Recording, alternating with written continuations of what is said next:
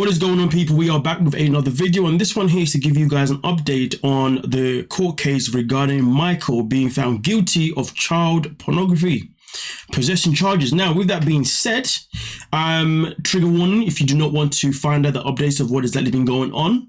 So please be careful if you want to continue this video. But with that being said, though, let's move on to some of the key details that I found reported by Sarcasm. One of the first ones was defendant is referred to pre-trial / probation for preparation of a pre-sentence investigation report. Reads the court file and sentencing is set for October 29th, 2024 at 11 a.m. And also, according to Cleveland.com, Michael is facing between 17.5 years to 20 years in prison. So that is the update. That is one key update that is of particular in terms of when it's going to be. Now, also on top of that is of in particular here, obviously this is a little bit more details regarding the charges of in particular for the people who don't know. Now, as you can see, it does say that on March 27, 2023, Michael's IP address again was identified receiving and sharing parts of files known to be CSAM, okay, which stands for child sexual abuse material. All right. And with that being said, during this time, Michael's IP address received and transmitted us approximately 63,439 files, of which approximately 9,541 files were determined to be severe files. Of the files shared and downloaded, approximately 4,517 contained sadism, I think it's meant to say, and now I'm not too sure about these two words, but I can imagine that they are nothing pretty whatsoever. Now, just to add on top of that, federal agents executed a search warrant on Michael and his home in Twinsburg, Ohio. Among devices seized during the search was a black laptop, was a black desktop computer. Okay. Now, also on top of that, just to add on regarding Michael now actually admitting to possession of the child. It says here on Michael's confession that Michael admitted he knew how BitTorrent worked and had been using it for 20 years.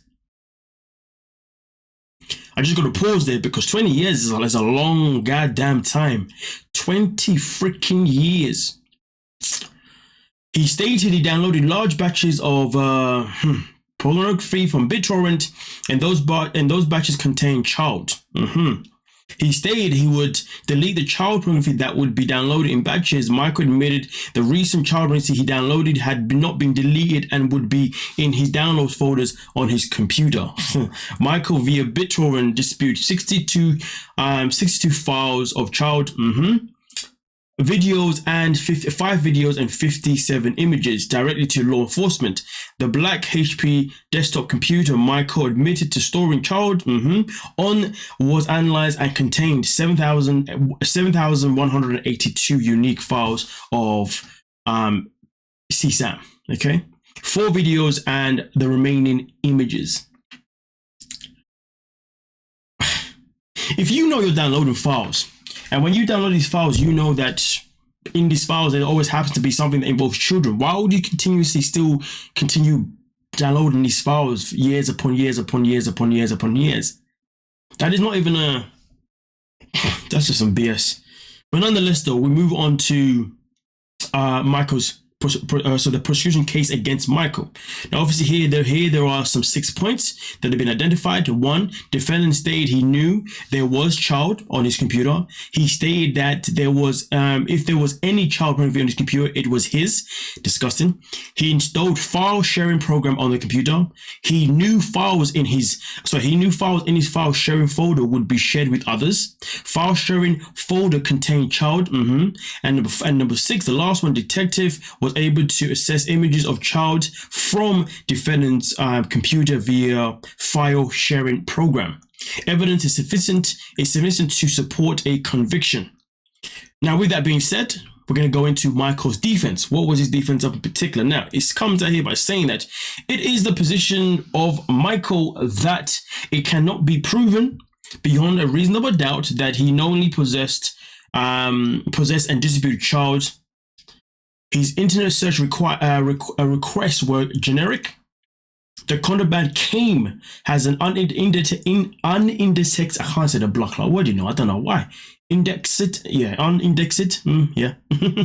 part of torrents/floods of data. The contraband was delivered among a small number of torrents/floods over time. Those torrents/floods were but a small percentage of total searches over the same period. When discovered, he deleted them.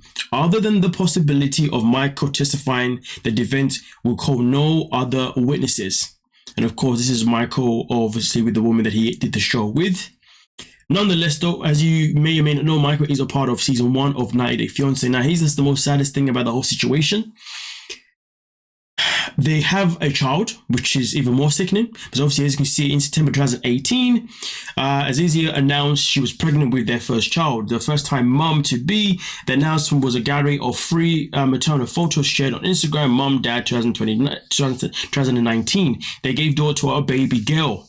And this is the saddest thing. The saddest thing is he's actually got a child of his own. And I don't even want to get into the possibilities of madness that may have gone down there. But nonetheless, though, this was a lot to stomach. This is a lot of information to obviously take in. Obviously, I am 100% disgusted and absolutely disappointed. But one of the other things that I do find quite irritating is that when we talk about 90 Day Fiancé, we always like to refer to the earlier seasons. Season 1, Season 2, Season 3. The seasons when the show was real. It felt real. It felt really relatable. The show was just raw compared to what it is now. Now it is pretty much a circus. It is a program that is now being overly produced, oversaturated, you know what I mean, with a bunch of BS. And also on top of that, throughout the years, they continue to keep bringing people on the show who some either already have a past, and then some they go off and actually end up having a criminal record in the future. That, of course, is nothing they can do about it, but it's kind of sad that their recruitment ability has been poor pretty much from the very, very get-go. You know, given the fact this man was a part of season 1. Honestly, maybe one day they're going to do something about their recruiting. They're going to make sure that maybe they actually screen people properly. They get like a therapist or someone to really see, okay, this person, we need to read them, we need to know, because this is something that is done on other TV shows. I know in the UK, they do this with Married at First Sight.